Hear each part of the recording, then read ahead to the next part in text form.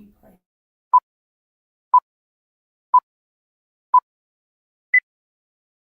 Saturday. And I'm just like, Satan, go away. And once you was starting to have come on Wednesday, just go away. Mm-hmm. Let's see if we can get some people on here. Well, howdy. If you're watching later, this is week 6. We're going to be starting in Genesis 5. Got a few more minutes until go time. We'll probably do 5 and 6 at least. 5's. It seems like it'd be kind of boring because it's a bunch of genealogy. But there's some hidden gems in there. We'll see.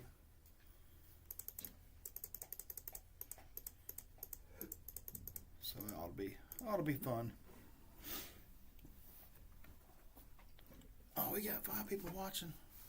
All right, y'all, 5 people watching. You get on here and get in the group so you can talk to us. We need some more people to talk to. I'm supposed to have my buddy Eric. Of course, he may be in bed. He's in Uganda, so he may be in bed by now.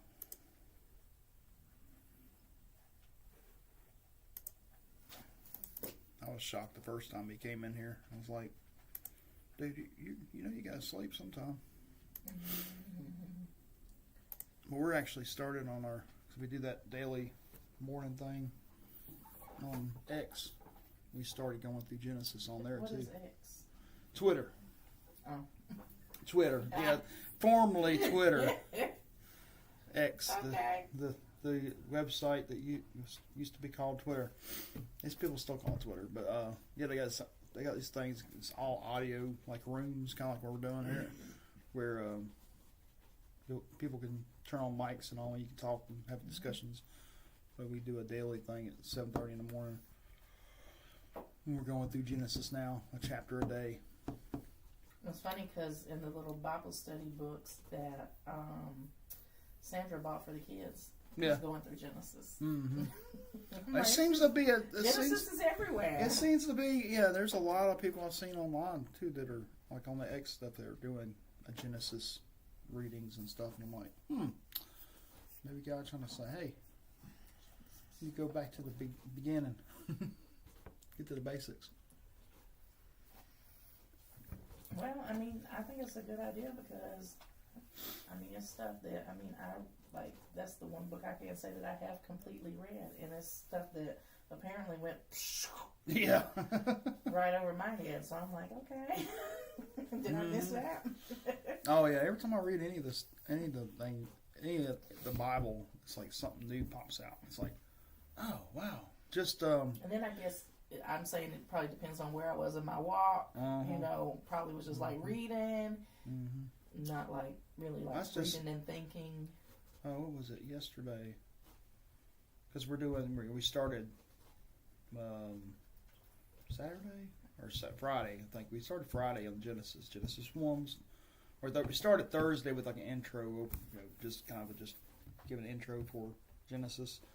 And then Friday was 1 and 2. Saturday, I think Saturday morning, I was just reading through it and just kind of commenting as I was reading through, and it just new things just popped in my. It's like, oh wow. I'm at church for Bible study. Tell me, come on. Going through the Bible. You want to come since you didn't go to work? Come on, Destiny. I know it's you. Come on, Destiny. Come on, girl. I can hear the.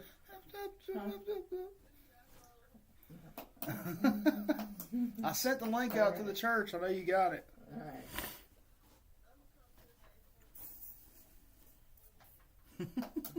Hurry up. All right,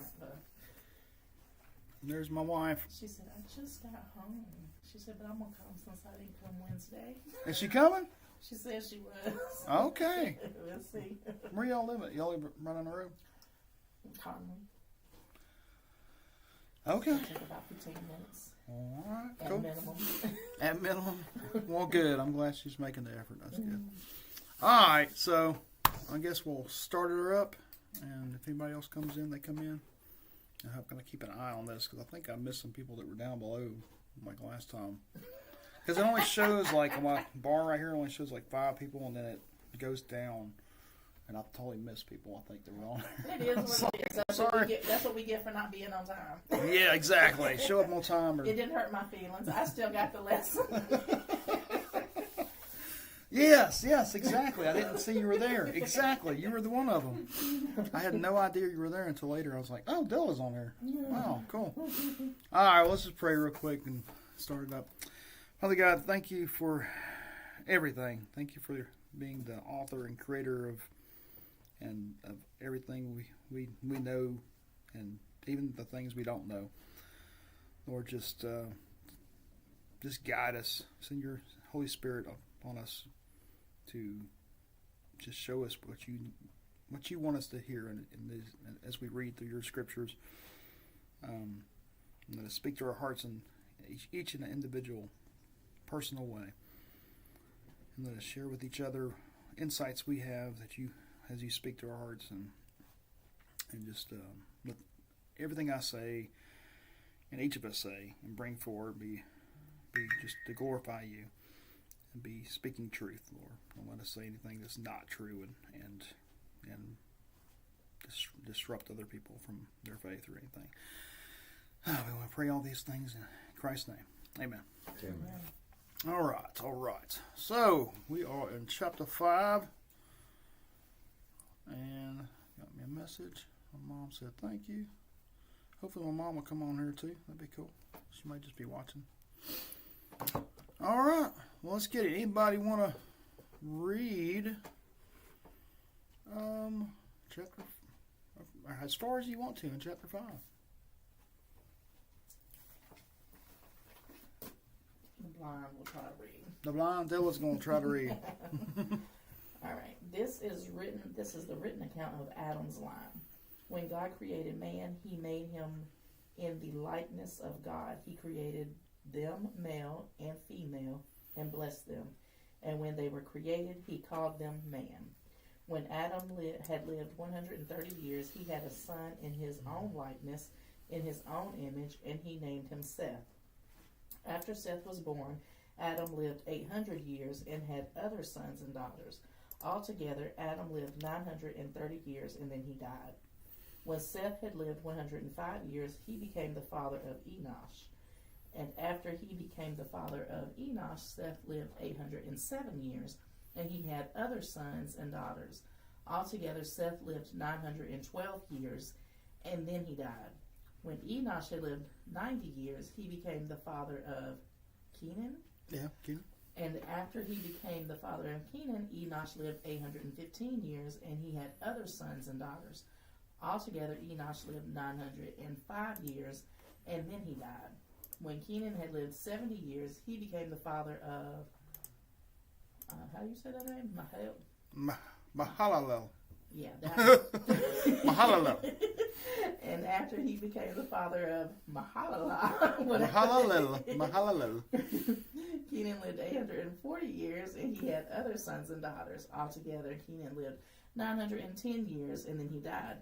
When Mahalalel had lived 65 years, he became the father of Jared. And after he became the father of Jared, he lived 830 years, and he had other sons and daughters. Altogether, I'm just going to call him, he lived 895 years, and then he died. When Jared lived 162 years, he became the father of Enoch.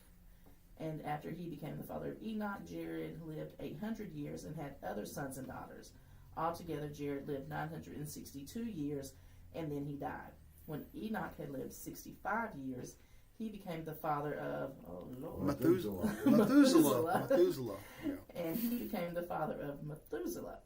Enoch walked with God 300 years and had other sons and daughters. Altogether, Enoch lived 365 years. Enoch walked with God, and then he was no more because God took him away. When Methuselah, say it again? Methuselah. Yes. Methuselah had lived 187 years. He became the father of Lamech. And after he became the father of Lamech, I did not say that right. Methuselah lived 782 years and had other sons and daughters. After Methuselah lived 969 years, and then he died. When Lamech had lived 182 years, he had a son, and he named him Noah, and said, "He will comfort us in labor and painful toil of our hands caused by the ground the Lord has cursed." After Noah was born, Lamech lived 595 years and had other sons and daughters. Altogether, Lamech lived 777 years, and then he died. After Noah was 500 years old, he became the father of Shem, Ham, and Japheth. Okay, that one. Yeah. All right. So a lot of years. How does people all right, that long? So if you're just reading straight through this, that's pretty boring, right? Just like, okay, the genealogy, it's a history of. You know, they never list a female. They never list the name of a female. Yeah, it goes by the father line. All through there. Yeah, it goes by the father's line. Yeah, it's because. You know, they said they had sons and daughters, but they never list. Never hardly list the daughters. Sometimes they'll pop in daughters because there's something significant about them, but mostly it's a man dominion kind of thing. So here's a little interesting fact. You know, if you looked at those Bibles, some of those may be like if you look in the front, you'll see a lot of those, especially the older Bibles. They'll have like the genealogy, like you can put in your own genealogy, you know, record people's marriages and births and things like that. Did you know that used to be like legal binding in court, like those family histories that, like if someone passed away, talking about inheritance and things like that, you brought your Bible, you brought your family Bible to church, to the court, and that was like court record. Because before we had, you know, everybody being, you know, recorded on births. Because a lot of people were born at home. You know, they weren't going to the hospital and all. So that's where you recorded everything. That's where you recorded deaths. That's where you recorded births. That's where you recorded the marriages and showed the, you know, people being married and the two families coming together. And it's an important thing for our history and for legality and everything else. I thought it was pretty interesting that's pretty much what we're doing here. We're showing the family lineage of Adam through here, right? And showing all the way up to Noah. And what's interesting about another interesting aspect of this, I mean, I'm sure you've seen the years, right? That they lived 900 years, 770 years, 800 something years. Yeah, so it was like it's crazy amount of time. Was time noted a different way back then? Well, there's some speculation about time being. There was speculation about it being like months and not years, but that doesn't really add up because some of them would be 5 years old and they'd be having their first child, so that doesn't really make sense. But we did talk about when we went through Genesis 1. How the firmament. Remember the firmament in Genesis 1? Let's go to Genesis. Let me do Bible Gateway. Genesis. You know what? I'll do it over here. Let's just go back to Genesis 1, I think. Are there 9? Genesis 1:9, and God said, "Let the waters under the heavens be gathered together into one place, and let the dry land appear." And it was, God called the dry land earth, and the waters that had gathered together he called the seas. And God saw it was good. And God said, "Let the earth sprout vegetation." Where is the firmament thing?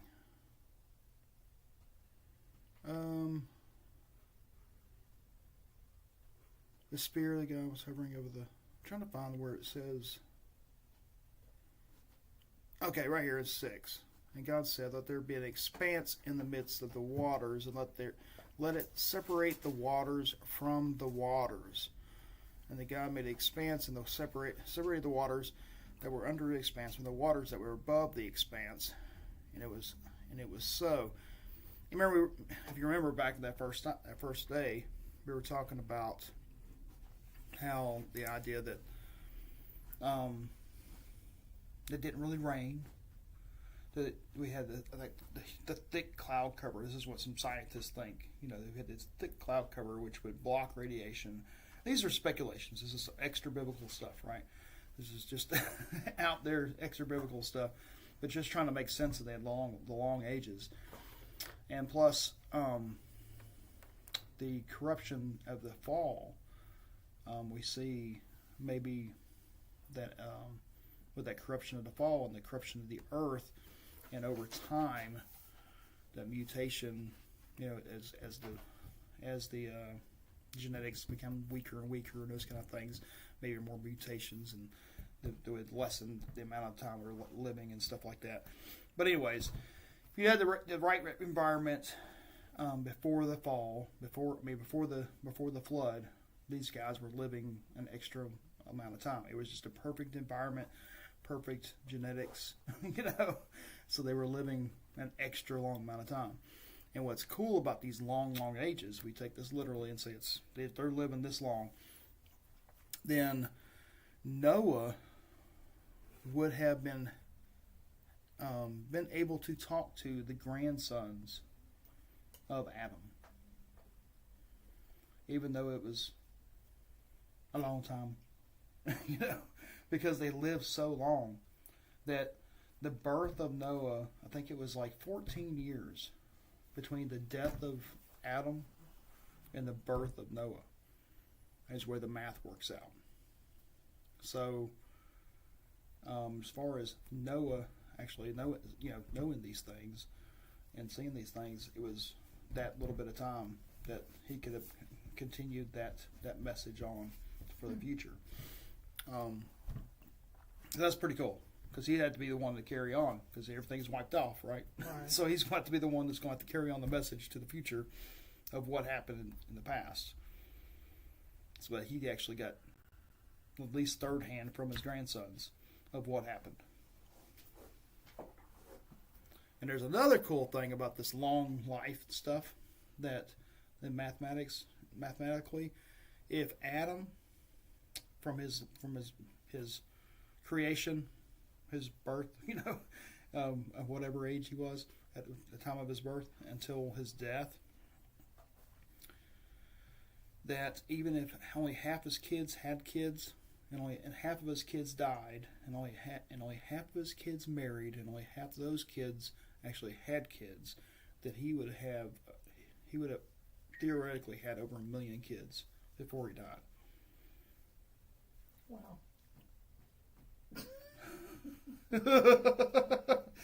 Or a million with the generations and all that came from him and all that.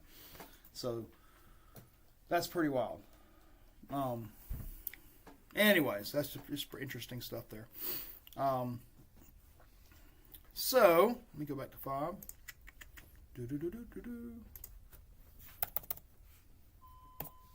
We got somebody here. What about, did the Lord or Jesus or God say that 120 was going to be? We'll get to it. Okay. Yeah. There he is. Hey. What's going on, buddy? We got a little small group now, ain't we? Feeling a little better than it was before.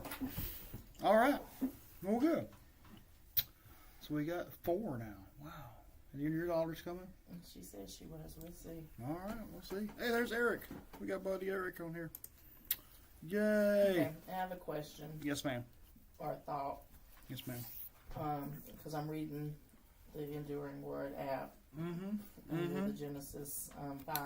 Yes. And B, it says, like we read in the Bible, and God called them mankind, the human race, mankind, was given the name man by God from the beginning. It is not sexist nor gender-based, biased, to call the human race by the general heading mankind, because God does this.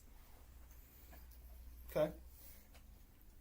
Is this where these funny people are twisting this, that they can identify as cats, dogs, and women? I mean, I'm just saying. Because, like, I mean, how did they come Well, to the assumption that, that's okay? Yeah, I don't know. I don't know where they get that from. Because from this account, there's two sexes that both came from one Adam, which means, mankind, basically. It means, it doesn't mean, we call him Adam, but it's Adam. It just means, I think it's rooted from the red earth, if I'm not, without looking it up, but it means from the earth. It means it's created from earth. It has so much depth to the actual name of it, but it's the name of humanity. It's human. Mankind, human would probably be a better word as far as labeling it. It just means human. So, yeah, when we get the different sexes and sexism and all that, it's not. It's just going, because you got to remember, God created the human. He created the human, and I've got my own weird ideas about that. He created Adam. He created the human, and then he took from that human, which was, a complete image of him, and he separated that, took from him, from his side, and created woman. And I kind of, in my mind, this is not, do not take this as theological realness, but in my mind, this is the way I see it, is this Adam had all the genes. He was the image of God as much as possible in the man form, and so he had a complete genome. He had all the genes, including all that goes along with being either or. So I don't want to say anything like that, and then he took from that and made and separated, and there's a lot of ancient creation stories that go like that, where it's one just basically creature, human, and then they separate it out into two, and that's why when you come back together, you become one again, right? Because you're two parts of the image of God. You both have male and female. You are equal, but you are separate by the characters of God that you carry. Like the motherly side of the love and things like that, the nurturing, the caring, the life giver, the creator, it's in the woman, right? But the authoritarian, the dominion, the creator, as in building things and creating things with his hands and stuff like that. The sacrificial love, the laying down his life for his family, all those things are kind of in the man, right? The fighting, the aggressive side of God is in the man.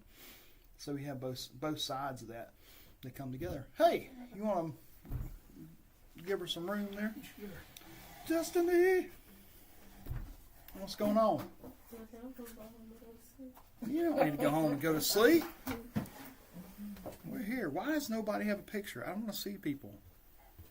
Nobody's want to show their face today. Well, I'm glad you made it. Me too. Glad you made it. So we're talking about Adam. All right. So, and we may not get through 5 at this rate, but even though it's just a genealogy, but that's okay. We can go slow. Okay, so this book was the book of generations of Adam. When God created man, he made him in his likeness of God. Male and female, he created them and blessed them, and he named them man. When they were created, so it's mankind, right? Just human. When Adam lived 130 years, he fathered a son of his own, in his own likeness, after his image, and named him Seth.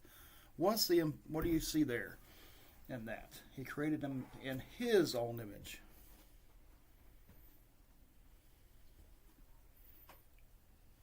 He fathered the son in his own image. And this is significant. He's putting those words in that way. Moses is writing this in this certain way to give us a theological thing here.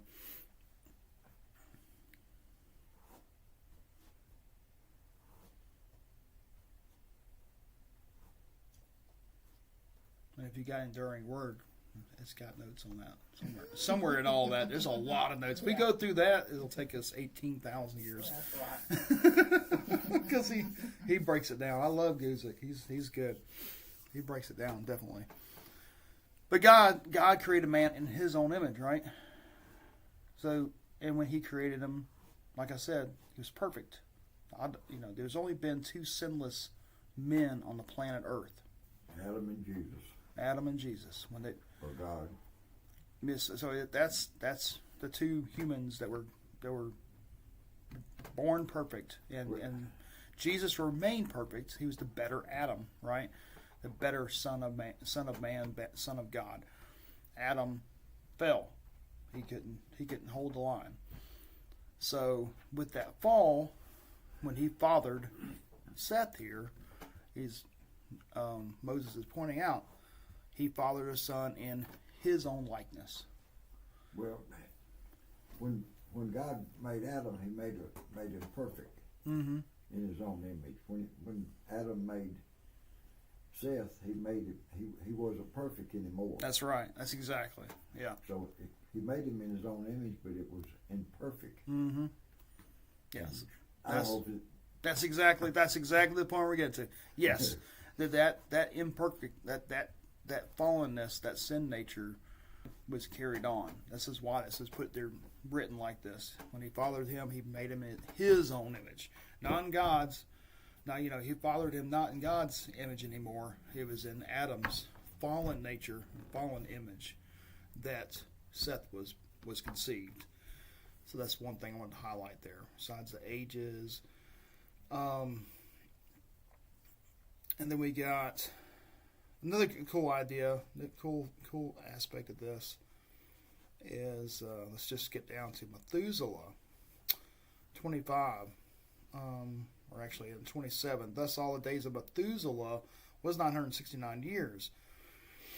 And then he died. Methuselah, there's an idea that, okay, so Methuselah, that's the most amount of years we have recorded in the Bible of someone living. But if you take Adam, he lived 930 years. How old was he when he was created? What age did he have when he was created and put here on the earth? So he 0. We was 0, but he had everything that God created him just popped here on it when He created the earth. It had an age to it. Adam was an adult male. He was all these, when in the creation account in chapter 1. We see that the plants were put here with the seeds. The man was put here with his seed. The woman was put here with her seed, with her eggs and everything. Everything fully formed, ready to go, ready to bear fruit and multiply. So, how old was he when he got here? As far as 0. Yeah. And it says Adam lived 135 years and begot Seth. Mm-hmm. But Adam started at what you and I would consider, I don't know, how the ages back in those days, he was 135 years old before he had his first son. So, well, think about, hold on. Adam and Eve had who first? Yeah. So this is later. So, and you gotta look at the genealogies also. They're not accounting for all the children. They're just counting for significance. Yeah, people right. But in this genealogy. Back to what you were saying, is how old was Adam when he was created? Mm-hmm. And he started at 0, just like a newborn. Yeah. Not that he was a newborn, like a newborn, what we think of as a newborn child, a baby. Mm-hmm. Adam missed that part. But yeah. He was still started off. Yeah, but the point I was trying to say is maybe Methuselah may not have really been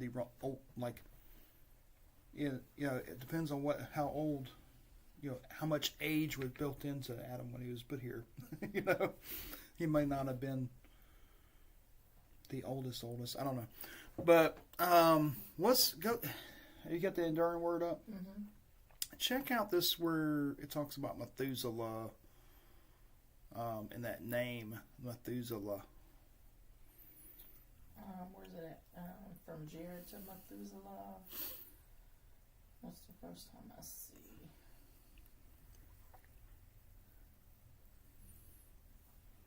Methuselah lived, I'll probably get to heaven. I know. He lived till they shut the door on the ark and then he died, didn't Exactly. he? I think. Exactly. The name of his name, maybe I can find it on here if you can't find it quick enough. Yeah, the only thing I see, unless I'm not going down far enough. He may not even said it in here. From Jared to Methuselah. Jared lived 162 years. And begot Enoch. After that, Enoch lived Jared. The name. Okay, here it is. After he begot Methuselah, Enoch walked with God. It seems Enoch began to walk with God in a special way after the birth of Methuselah. The name Methuselah means, when he is dead, it shall come. Where are you reading that at, sir? Down here in this section, I don't know. It's off the enduring word thing. I don't know. I know it's hard to keep track on that thing. That's why I'm not going step by step on this, because it's way too much information. We don't want to get. I mean, way too much. Okay, we'll carry on. So when he is dead, it shall come. Now to back up with Enoch, right? Back here in 21, when Enoch lived 65 years, he fathered Methuselah. Enoch walked with God. After he fathered Methuselah 300 years and had other sons and daughters, thus all the days of Enoch were 365 years, which is kind of short. That's all he lived. So he's middle-aged, right? Right. Enoch walked with God, and he was not, for God took him. Doesn't say he was. This is the only account. Everybody else died. Everybody else, God told Adam after the fall that he would bring death, that he would die, and he warned him before he took from the fruit, before he sinned, before he disobeyed, that he would die. It would bring death, and all these other had died, but Enoch was just taken in some way by God. He got the skip, he didn't have to go to jail. Do not pass go, collect your $200 kind of thing. Him and Elijah was on it too, wasn't it? Yeah. So it's in this walked with God. He had this special relationship with God, walking with God in his life. Even back then, before he had written, the written word, before he had the evidence of Jesus, before he had any of that, he had enough faith and enough to righteousness or whatever to be walking with God enough and had a relationship with God that God just said, "I'm taking you on with me." That's pretty amazing stuff. And he was evidently a prophet. And we do have the book of Enoch that's I think it's in the Apocrypha and all. And it's not biblical. It's not canonical. Where did she go? I dropped her. She dropped down. But it was a really hot topic during the time of Christ, when Christ was on the earth. That's why they quoted a lot. A few times Paul quoted, or I think Jude quoted Enoch. But it was a writing around that time. It wasn't an ancient writing. There was a lot of talk about Enoch, and because he's in the Bible, and talk about him just disappearing and all. So the writings of the book of Enoch were not ancient. Were not historically ancient. They were written, much later, and so that's why they're not canonical. And it's almost like if you ever read, anybody ever read Book of Enoch or messed around with it at all?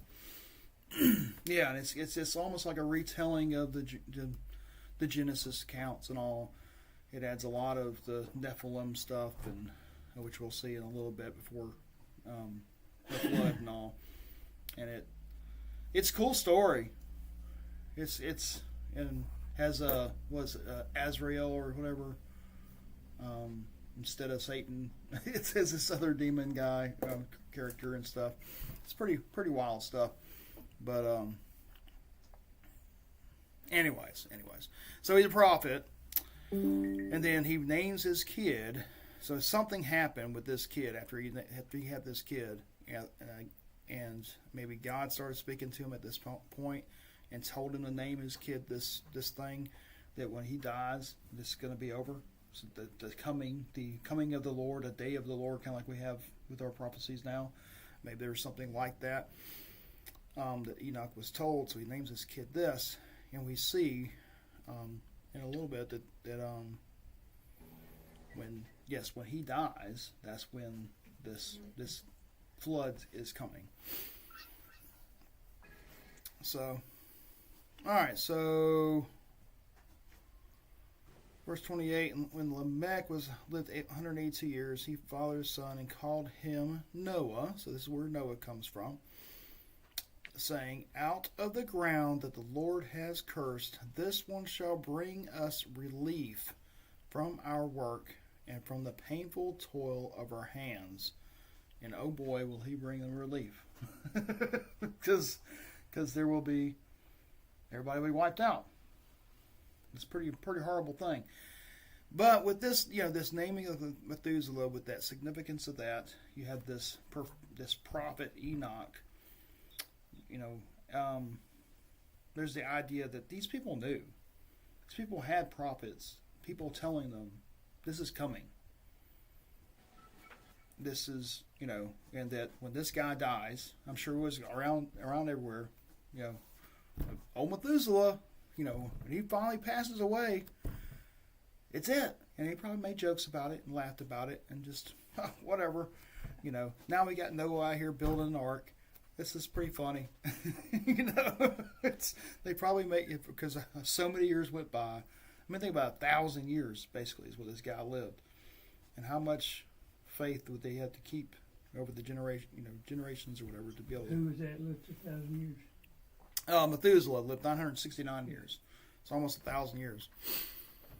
So thus all the days of Lamech were 777 years, and he died. And I think that's pretty...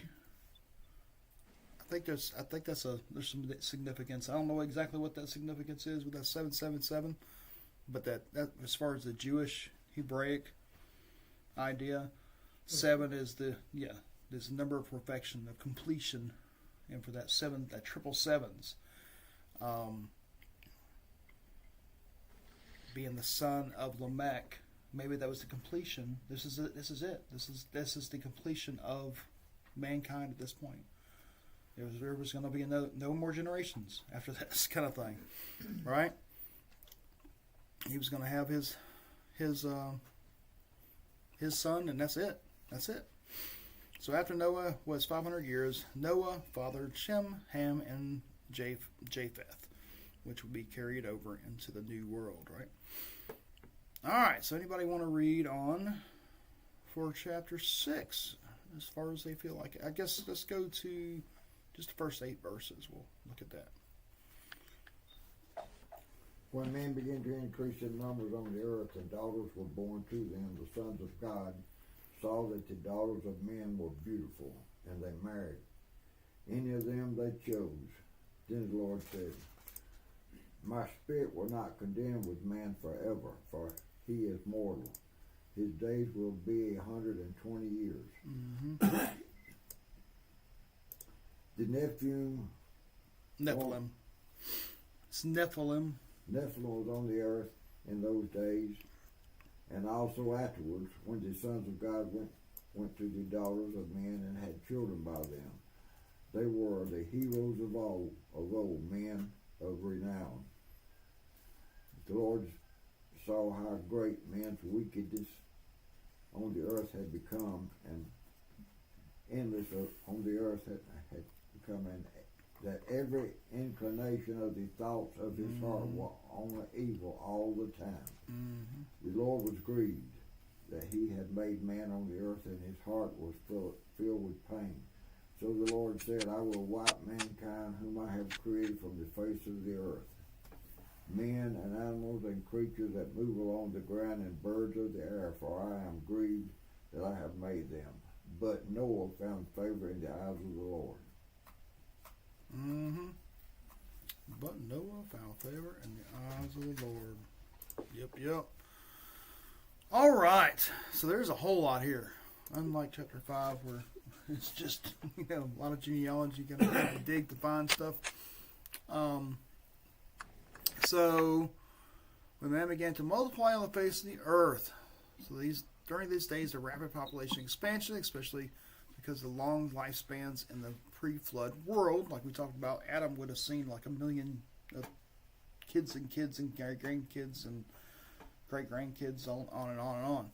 Just think about my grandmother. She's 93, and she's got the greats. She's a great-great-grandmother. She's seen like 5, 6, I don't know, lots of generations already.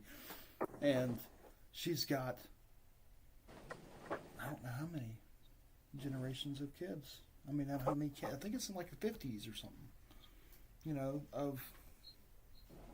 Her kids were 4, and then from her kids were like 12 or what? I don't know exactly the math, but and then their kids are having a bunch of kids, so it's a bunch. It's a bunch of kids. Just think about living 10 times that. How many, and that snowball effect of multiplication, the exponential, because as it goes, it gets exponential. That bell curve goes, woof, it goes skyrocketing.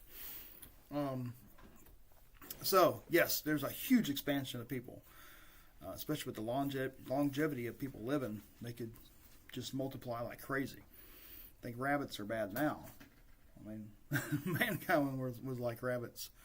Okay, so the sons of God saw the daughters of men. Many have believed that the sons of God were those from the line of Seth, and the daughters of men were from the line of Cain. And this describes an intermarriage between the godly and ungodly, something God specifically prohibits. But this approach leaves many unanswered questions. Why did this make God angry enough to wipe out almost all the earth's population? Why was there something unusual about the offspring of this unions? The idea that these were believers marrying unbelievers doesn't seem to fit the record of the text. Okay. So we got the idea, and this is where, if you get into the book of Enoch, in that writing, it kind of gives you the idea of actually angels, the fallen angels, somehow making out with the natural women and having these super offspring, like hybrid human angel things that were the giants, of the day, kind of like David and Goliath with the giant stuff. It's those giants were supposed to be these Nephilim. That's what these Nephilim were these hybrid creatures that were an abomination for So we don't really know exactly, but this seems pretty wild and crazy. So the phrase "Son of God" clearly refers to angelic creatures when it was used the 3 other times in the Old Testament. In Job 1:6, 2:1, and 38:7. Translators of the Septuagint translated "sons of God" as angels. Those ancient translators clearly thought sons of God referred to angelic beings, not to people descended from Seth. Then he goes on to where Jude talks about the angels, tells us of angels who did not keep their proper domain, but left their own habitation. In Jude 1:6, and the angels who did not keep their proper domain, but left their own abode, he has reserved in everlasting chains under darkness for the judgment of the great day. So, something bad was going on. We don't know exactly. There's lots of speculation, lots of different theories, just like the creation story. There's lots of... God was not happy. It got bad. Things were terrible. So much so, and he saw that the longevity of man was a bad thing. because we just got more and more corrupt as we lived on and on. And think about that too. As we learn more and more and more, like we imagine having 1,000 years of just being in our own heads, and how much thinking and how convoluted things might get over that time period. I can see that being a problem. So this is where you get the cap of 120 years, right? And it makes sense with the idea of the firmament falling with the flood, that we have this huge, massive water in the atmosphere, basically like an ocean in the atmosphere, protecting, keeping the radiation away. You would still have light because it would come through the water sphere or whatever. And then all of a sudden God just says, drop it. And just drops all that water at one time on the earth, floods everything. And then all the water from the ground coming up as well. Well, it never rained on Earth. It never had rained on Earth. Exactly. It's like, so everything just falls. Rain just floods everything and just wipes everything out, kills everything. And which would also, if that's true, that it never really rained. That's my kind of the idea too. Is it never really rained? That's why you didn't have the rainbow thing, and that's why the rainbow was a significant covenant, because this is the first time everybody's seen it. It's like, oh wow, what is this? This is pretty miraculous. Think about the first thing you see in a rainbow when you're a kid. It's like, it's pretty amazing, right? So they had this covenant of that God would never do this again, and that kind of ties that together. That this was the first time it rained, and it also makes sense for these people not to understand. It's like, well, what are you talking about? What we're not going to flood. Everything's perfect. We got water just being supplied by streams and by the dew during the day, during the night, coming and watering the plants for us. But it seems pretty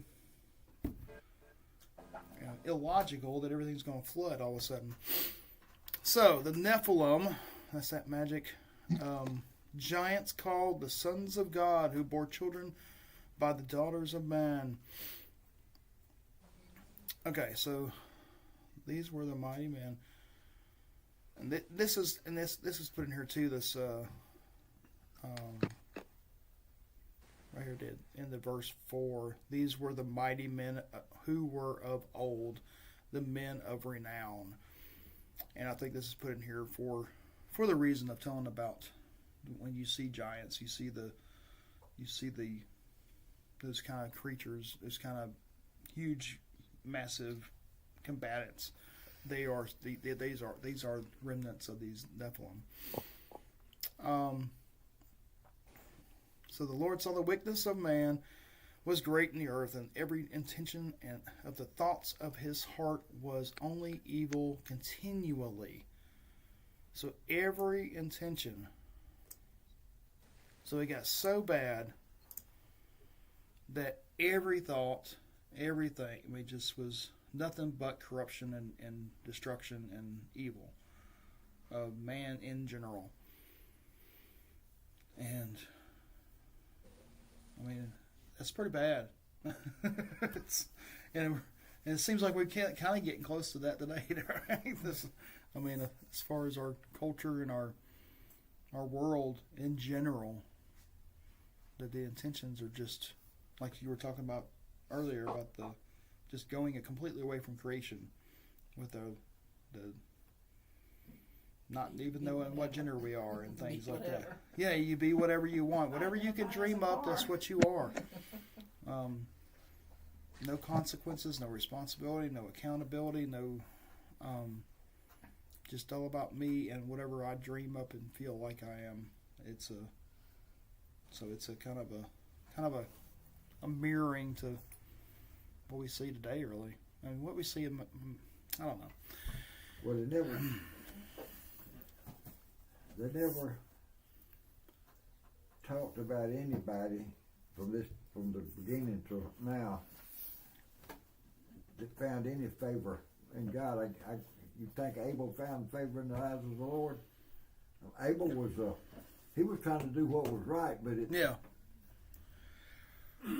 Yeah, I mean, well, I think it just got to where just there was so much of it.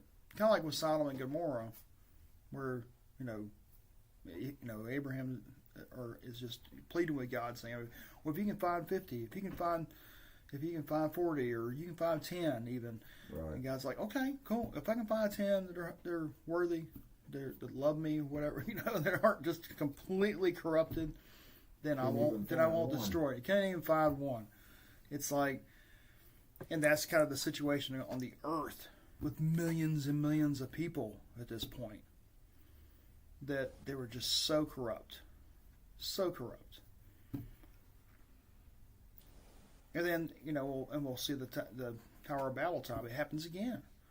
Even after he resets, and then he does, gets them all good again, then people still, they become so corrupt and want to be all about themselves and celebrate themselves that they build a tower to show how awesome they are, and it was the heart behind that was what made it so bad. And then he has to split them up and cast them out, or disperse them around the world. So it's a continual thing, condition of man, right? But Noah found favor in the eyes of the Lord. So for some reason, he was a good guy. He was evidently connected to God enough that he was, and it's prophetic too, because of the Methuselah thing, and Enoch being of that generation. So we see that too, that theme of God using through the different generations, through certain families, to fulfill prophecy all the way to Jesus, right? What? I was saying I need large print. We may have a bigger one. No, There. I'm good. I was making a funny joke. I got the largest print. I can get as big as I need to on this computer. That's why I like it. Where did everybody go? Uh-oh. Why is everybody dropping off? I don't know what happened to them. Are we boring Okay. them? Huh? I said, are we boring them? No, I think they're dropping out. Maybe internet connections or something. If you get a phone call or something, you have to go through that, then come back, and they'll drop you now. There's Eric. He's back. There's Melanie back. All right. So, anybody want to go from 9 to, I guess, to the end? This is the genealogy of Noah. And Noah was a just man. In his generations, Noah walked with God. Mm-hmm. Noah begot 3 sons, Shem, Ham, and Japheth. The earth also was corrupt before God, and the earth was filled with violence. Mm-hmm. So God looked upon the earth, and indeed it was corrupt, for all flesh had corrupted their way on the earth. That's my dog. That's the dog. Hello, dog. And God said to Noah, "The end of all flesh has come before me, for the earth is filled with violence through them. Mm-hmm. And behold, I will destroy them with the earth. Make yourself an ark of gopher wood, and make rooms in the ark, and cover it inside and outside with pitch. And this is how you shall make it. The length of the ark shall be 300 cubits, its width 50 cubits, and its height 30 cubits. You can make a window for the ark, and you shall finish it to a cubit from above, and set the door of the ark in its side. You shall make it with lower, second, and third decks. And behold, I myself am bringing floodwaters on the earth to destroy from under heaven all flesh, in which is the breath of life. Everything that is on the earth shall die. But I will establish my covenant with you, and you shall go into the ark, you, your sons, your wife, and your sons' wives with you. And of every living thing of all flesh you shall bring 2 of every sort into the ark. Keep them alive with you. They shall be male and female. Of the birds after their kind, of animals after their kind, and of every creeping thing of the earth after its kind. 2 of every kind will come to you to keep them alive. You shall take for yourself of all food that is eaten, and you shall gather it to yourself, and it shall be food for you and for them. Thus Noah did according to all that God commanded him, so he did. Mm-hmm. Yeah, that's important too. Noah did. God said, do it, and he did it. That's an important lesson for all of us. If we don't take anything else, do what God tells you to do. Because the consequences could be the whole humanity is wiped off the planet. That's pretty extreme. So, what we see here in verse 9, these are the generations. So we got the he only has 3 sons here. Noah was a righteous man, blameless in his generation. What does that mean?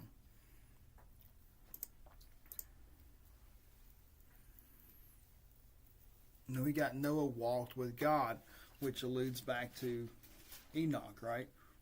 Enoch walking with God. So his grandpa walking with God. Noah followed the same suit. Or great grandpa, what was it? Great grandpa. So he walked with God also. But he was blameless in his generation. Look at that concept there of what that would mean. Any ideas? Any ideas online? I'm sorry, we haven't heard from y'all much. Nobody? Okay. Anybody want to shoot at it? Shoot in the dark at it?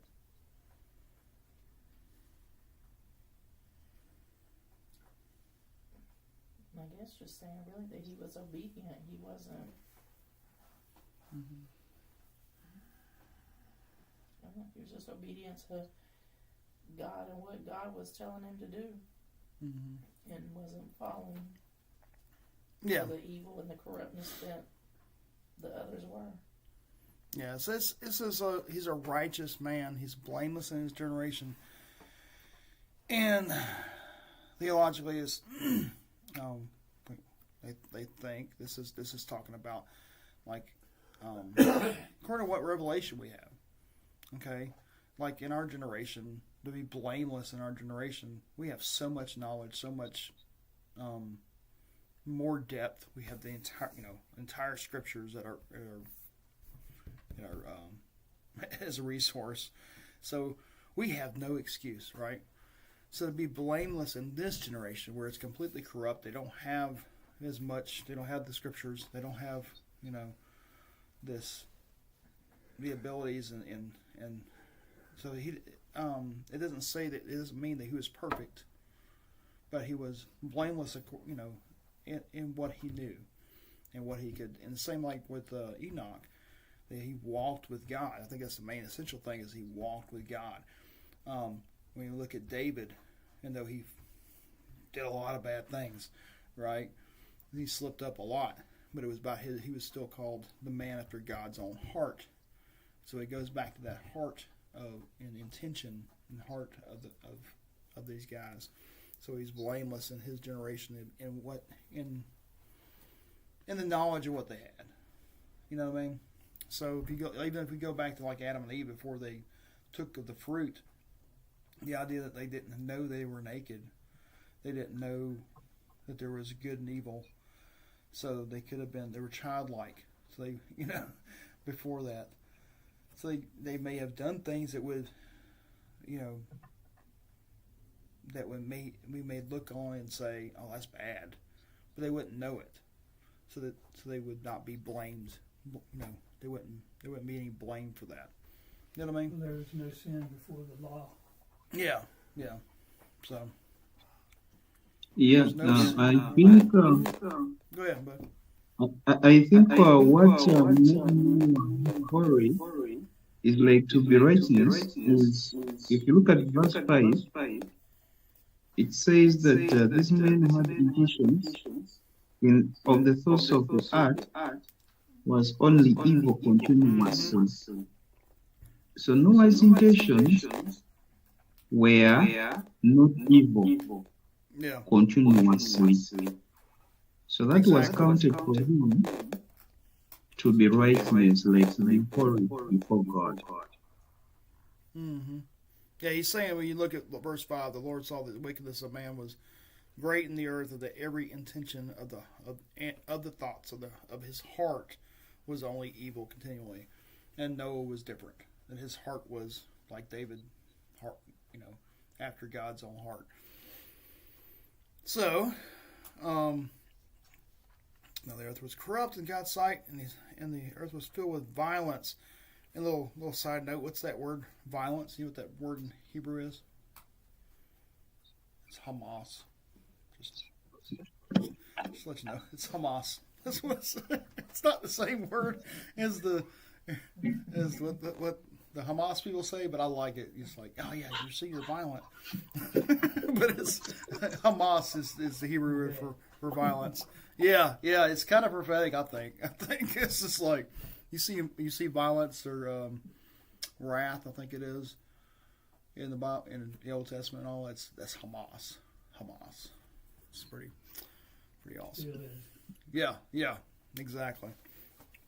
Okay, so God saw the earth, and behold, it was corrupt, for all the flesh had corrupted their way in the earth. And God said to Noah, I have determined to make an end of all flesh.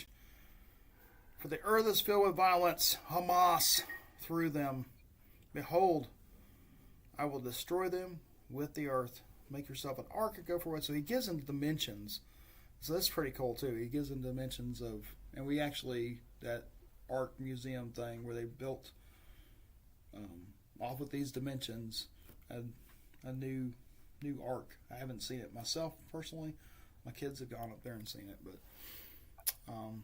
it's got to be a pretty cool sight to go see that. Have y'all been up there seen that? I seen it. You seen it? I was impressed. Yeah. It's pretty wild. More impressed with creation. Yeah. Mm-hmm. And that's here in Georgia? No, it's where's it at? Kentucky, ain't it? It's like Kentucky or something. I don't know exactly. I can look it up. Oh, you don't have to look it up. Yeah, we ought to go like a. They built it by these dimensions. Church trip. I think it could be a church-funded trip. Get fired. Oh. Rent a van. Let's go. Let's rent a van. Yeah, that'd be awesome. Let's do it. Where is this at?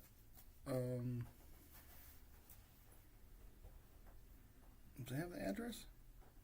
We're number verse 12. Petersburg, Kentucky. What you saying, brother? We're in verse 12. Oh yeah, we were looking up this place, this creation museum place. It's in Kentucky, Petersburg. What is that? What I say? Petersburg, Kentucky. Yeah. We need to do that. That'd be awesome. Let's do that, especially when we finish Genesis. When we finish Genesis in 2027, then we'll go. We'll start saving. We'll start saving now. Oh. So reading on down in the enduring word, Yes. It was talking about like with Noah, it was given the different books of the Bible, saying that according to all that God commanded him, so he did. And it says the Bible presents Noah as a great hero of God. Mm-hmm. He was an outstanding example of righteousness, a preacher of righteousness, and Noah condemned the world by offering salvation in the ark that the whole world rejected. Mm-hmm. So that's probably why God showed him favor and put the task of building the ark on him. But unfortunately, it also says that even though he was a preacher of righteousness in his 120 years of ministry, no one was ever saved. Yeah, no one was ever. That's why I think it was a wide known, like the Methuselah thing, or the it's with his name, with Enoch being the prophet. I think this was prophesied for years and told to these people. They knew what was coming. They knew of the day of the flood or the day of Noah or whatever they called it back then. They knew this was coming. kind of like we have our day of the Lord coming. It's coming. We don't know exactly, but they knew. And just like with the first, the second coming, and then the of course, depending on your view of Revelations, but there's supposed, if you're a pre-trib, then you have the rapture, and then from that rapture time, you've got a certain amount of time, like 7 years, and you can count, or 3.5 or whatever, and then 3.5 after that, but you can count, like from that moment, you can count. So with Methuselah, they're like, okay, we don't know exactly when it's going to end, but whenever he dies, we better be right. We better be building our ark or whatever else. Or jumping on Noah's or whatever else. You know what I mean? And I don't think God speaks to just one person. Just like with Abram, he spoke to his father and told him to go. But his father only went so far and stopped. And we'll see that later too. And I think God speaks to a lot of people all over the world, but only certain ones. The ones we hear about and make history are the ones that we're like, okay, God, I'm doing it. They're the ones that arise and go and do what He tells them to do. Noah was one of those that was like, I don't know what rain is. What are you talking about? What are you gonna do? What? You're gonna flood everything? And he just trusted God. He walked with God and believed Him and started building this ark, which seemed insane to people, but it was all through their prophecies probably at the time, or at least a word of mouth saying this is happening, this is coming. And we see that with Enoch, we see that with Methuselah. So these are all things I'm learning too. I'm like, oh, this is pretty cool stuff. I'm glad we're doing this. By the way, we're late, 7:04. That's okay. So let's finish this up. And then he says, okay, so he tells them, I'm bring the floods of waters upon the earth in 17, destroy all the flesh with his breath of life under heaven. Everything that is on earth shall die. So this is a day of the Lord kind of scenario, right? This is a judgment time. But I will establish my covenant with you. So this is a huge covenant right here, right? And all his family. And then we got in which I would love to go into detail about this, but we've talked about this before, about the importance, and I highlighted the kinds and sorts in purple through this last part of this chapter. Every time you see sort and kinds, depending on how your translation goes, those are important indications, scientific indications of how, the questions of how can he fit all these different kinds of animals. The idea is he didn't fit every single animal, every single breed. It was a kind. Like if it's a wolf, it's a canine, he got that kind. He got 2 of those. All right? He got 2 of the certain kind of birds. Not all their different breeds and all, He didn't get the, like with the dogs, he didn't get the beagles, he didn't get the Dobermans, he didn't get the all the different shapes and sizes of the dogs. He got 2 wolves probably, because they're the main ones, right? So that's kind of the explanation scientifically of how you could actually fit all these animals on this boat of each kind, because it's scientifically by the kind, not saying that he got everything. Because you're restarting creation with Noah, restarting the earth with Noah. And remember in the beginning, in Genesis, the first couple chapters, God talks about he created these different creatures and brought them to Adam, and by their kind. He didn't, Adam didn't name every single kind of dog. He named dog. You know what I mean? Or he named wolf. He didn't name all the Dobermans and all these other kind of things. It was just those by the kind, by the class, So this is actually a scientific terminology that Noah is using in here. Not Noah, but Moses is using here. Yeah, the canines. It goes back to that scientific way of thinking, and it's specifically put there that way to show you that, oh, okay, because it's impossible. Yeah, it would be impossible to carry every especially if there's thousands of years that's gone by, then the divergence of the species have already started diverging like crazy. So they've got all kinds of kinds, you know what I mean? So you're not going to be able to get everything on there. So, and if you go to the Creation Museum, and go to their websites and stuff, they'll explain that kind of stuff much better than I could. But that's the idea behind that. So Noah did it, and he did all that God commanded, and that's probably the biggest lesson, is to do what God commands you to do, because you don't know how significant that is. Just being in rebellion and not doing something as simple that He tells you to do, or great that He tells you to do, it can have huge ramifications that you don't even realize, you know. So, all right, so we are done with 5 and 6. We're going to be going on to 7 next week, and it's good. Thank you, Destiny, for showing up. Steve. Awesome. And I appreciate y'all coming on. And Eric, get some sleep, man. What time is it there? It's 18 minutes past 3 p.m. I mean past 3 a.m. 3 a.m. Woo! All right. Uganda.